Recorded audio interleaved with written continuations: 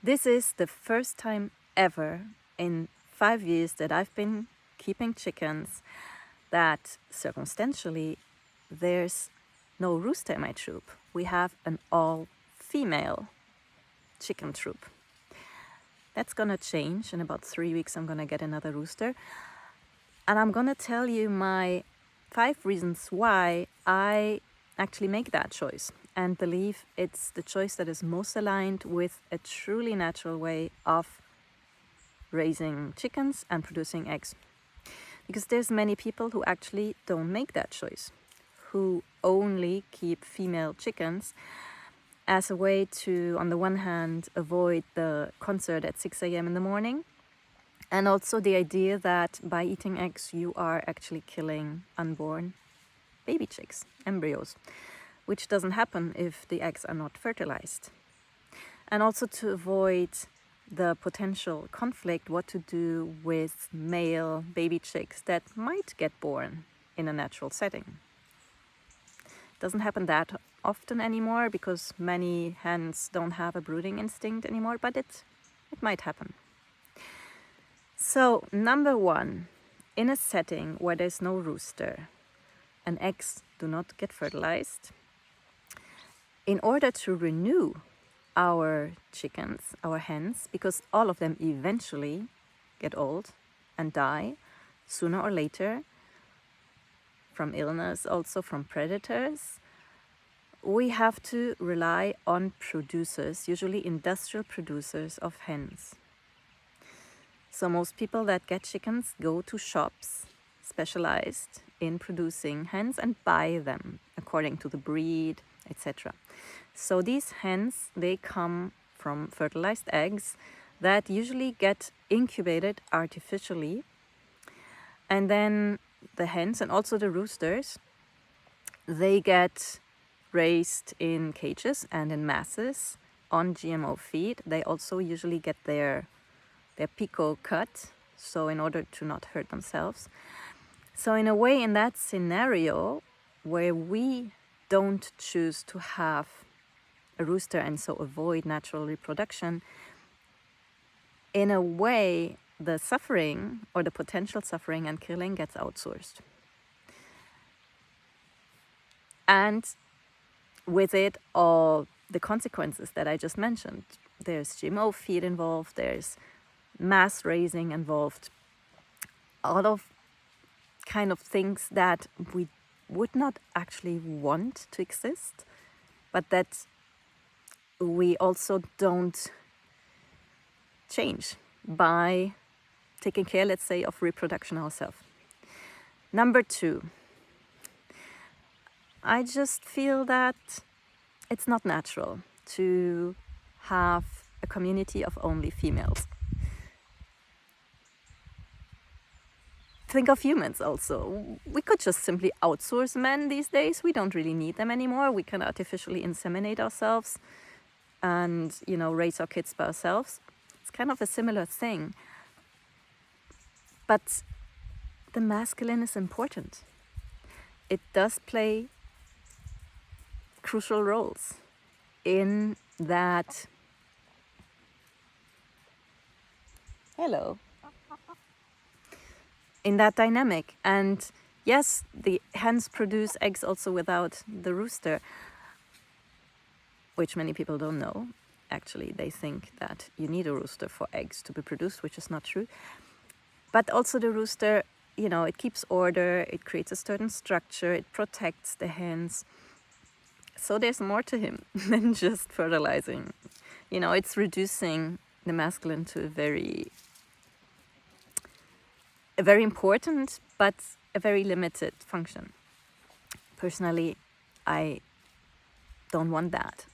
It's maybe aligned with like very strong feminist ideas and dreams and idealizations of a society of only females, but it's just not realistic and not natural.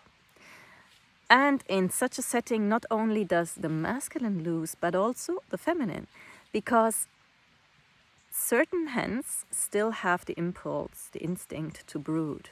Not many, unfortunately. Also, thanks to industries who have managed to get that instinct out of them, because it doesn't really serve them. It's not beneficial for production.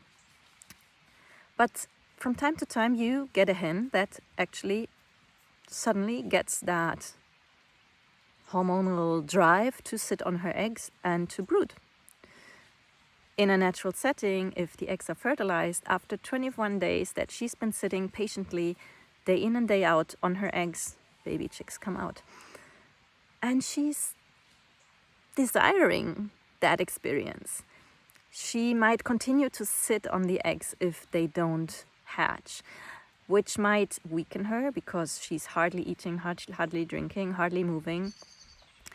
And yes, she might get depressed and sad. Animals do have emotions.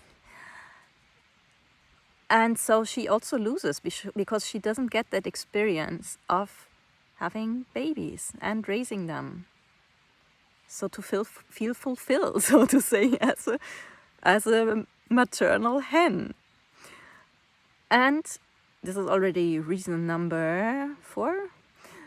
The baby chicks also lose in this scenario because they don't get to experience a natural brooding and raising. Remember that most baby chicks these days get produced artificially in incubators, where temperature and humidity are controlled by machines. They are kept warm with warm light bulbs, but they don't get to experience sitting under the body of a real hen, keeping it warm, and then walking around with her, and she's showing, well, maybe that, yes, if then the babies are given to a hen at very young age. But it's different. And I personally believe that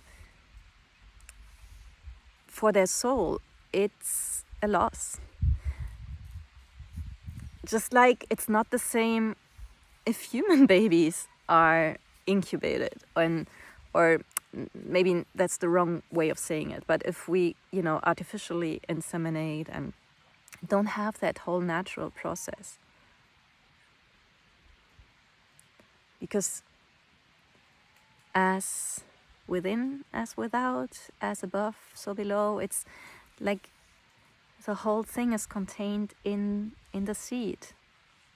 So it does make a big difference. And I'm very happy for those baby chicks that have been born under my care these last years and that have grown into adults and that carry with them this experience. And number 5, to end, fertilized eggs, it seems, are healthier. Although I cannot really back that up with data. It's just something I heard. So, if you still wonder why I do choose to have a rooster, or 2 or 3 or 8, it happens when when hens are allowed to brood, you might end up with 8 roosters suddenly, which of course then brings up a whole different array of issues and very challenging and spiritually profound processes and decisions to be taken, because you can obviously not keep 8 roosters when you only have 8 or 10 hens.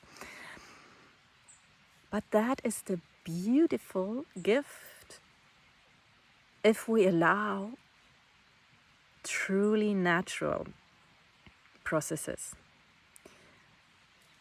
Then we could never argue that being a vegetarian is somehow more ethical than eating meat, because you would know that in egg production and in milk production as well is implicitly contained the killing of the male.